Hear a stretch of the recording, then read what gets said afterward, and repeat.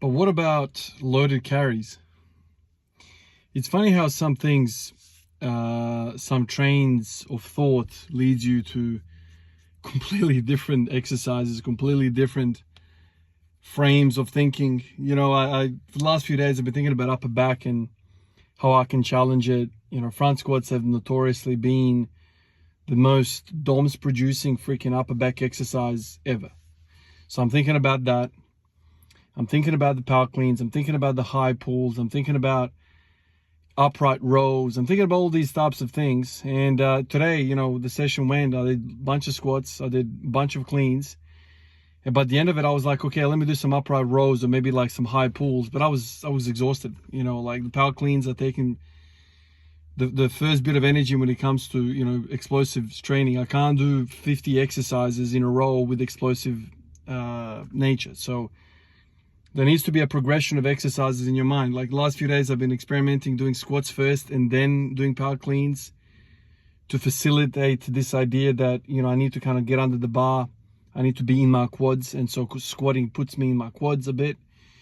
And so then when I get to power cleans, pulling for me has never been a problem. It's just getting underneath and getting into that upright posture. So I've been doing that. And then obviously power cleans, very explosive, very tiring. After you've given everything to the bar, it's very hard to go and do high pulls after that to target the upper back. So then I'm thinking to myself, let me do some upright rows. I did a bunch of them. That didn't feel good at all. I feel like I'm hitting biceps, shoulders, like everything but the traps. So then I was experimenting. I did some side laterals for a few sets. That's not cutting it. And then I thought about loaded carries. That is the exact opposite to what explosive training is, right? It's no motion at all. You just sit there and holding the weight and you carry it. Automatically, I start thinking about Dan John. I've read a book by him back in the day. Around the same time as I was reading Pavel Tsatsouline, so then I boom, straight into those memories, those ideas. Loaded carries, sandbags, kettlebells, dumbbells, farmer's carry, suitcase carry, overhead carry, front rack carry. All of these thoughts that I've had in the past popped up again, and I'm like, let me do some farmer's carries. So I get my two 20-kilo dumbbells and I start walking around the backyard, and I'm like, yeah, this is okay, but I feel like this is taxing my freaking grip more so than anything. So then I was like, okay, how can I make this a little bit more, upper back focused? So I thought maybe I'll just drop one of these dumbbells and just do one dumbbell, a suitcase carry. So I walked them around. I set the timer for 5 minutes. I'm walking around in the backyard. I did 3 lots of 5 minutes of those, and my freaking grip is finished. Like I can hardly clench my fist anymore. Like I'm proper fatigued through the forearms, through the grip. The traps didn't really get a workout at all. I'm not feeling them at all. But then I start thinking about the benefits of suitcase carries. It is a frontal plane exercise, meaning that it's challenging you side to side, something that we don't do a lot of. Most people are stuck in the sagittal plane, squat, deadlift, bench press. I guess, is that a sagittal plane? I don't know what that is. Maybe beneficial. The old school guys, they'll have you believe that you should do a push, a pull, a squat, a hinge, and a carry. These are kind of the 5 things that you should focus on. And you could probably add a twist and a jump, I don't know, these types of things. But carries are interesting. If you think about the yoke carry, if you think about the farmer's carry, like you think about all of those strongman movements, it's like the very opposite to bodybuilding. But if you're interested in performance, interested in getting stronger, you can't be thinking about only does it feel, do you feel a muscle connection? Do you feel a mind-muscle connection? Do you feel a pump? Do you feel DOMS? When you're doing things like carrying an odd freaking object for distance or for time or for whatever, it changes everything. Like it's a compound exercise. It's like the furthest thing away from a freaking isolation exercise. When you're doing a suitcase carry, what isn't active? I don't know if there's anything that is not active. Everything's active. Obviously, your grip is copping it sweetly, the most. But there's other things happening as well.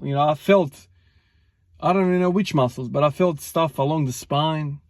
I felt my obliques. I felt all sorts of weird muscles. It's just an odd, challenging move.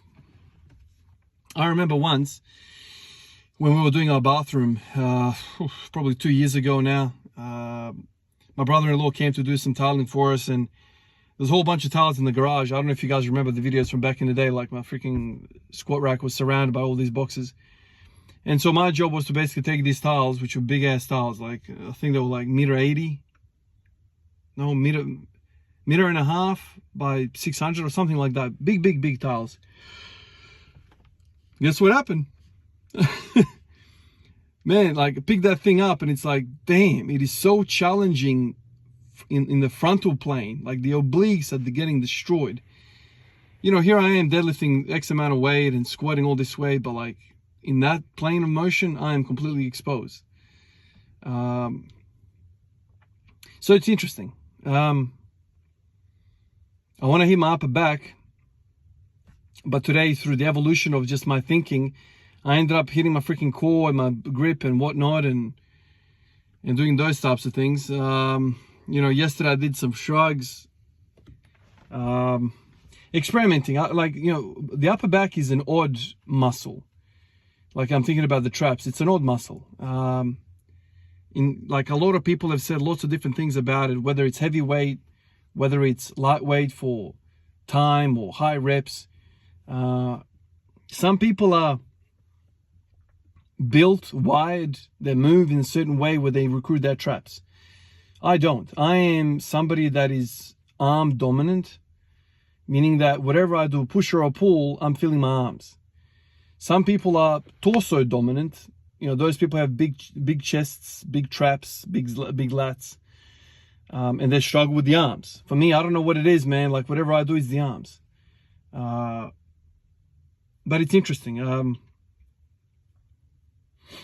I don't think I'll ever be a bench presser that is, pec dominant or upper back dominant, but it's something that I need to work on. I watched a video a while back on T Nation YouTube channel. I found this video. I don't know how I got it. I think one of you guys told me about it, and I started watching it about body types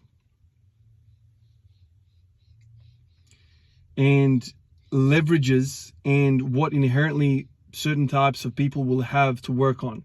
For instance, I forget the guy's name. I'm trying to think of his name. The T Nation guy, the main guy. Thibodeau? Oh, that's the basketball coach. I'm thinking about the freaking basketball coach. Thibodeau. Is it Thibodeau? I can't remember. But the guy from T Nation, the main author there. He was explaining how if you have short arms on the bench press, you will have arm dominance and you will have weak torso.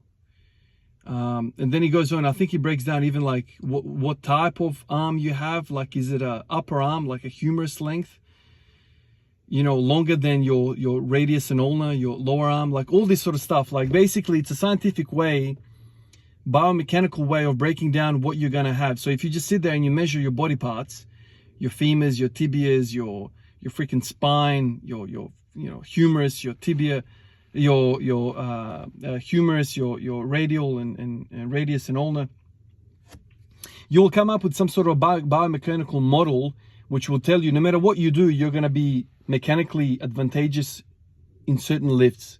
So if you have really, really short arms and really long legs like me, you're going to struggle off the floor. So you need to do X, Y, and Z to address that. There's nothing you can do, doing exercises for somebody, that's prescribed for somebody that's got long arms and short legs. It's going to be completely different. Like, so, you're going to have different things to work on.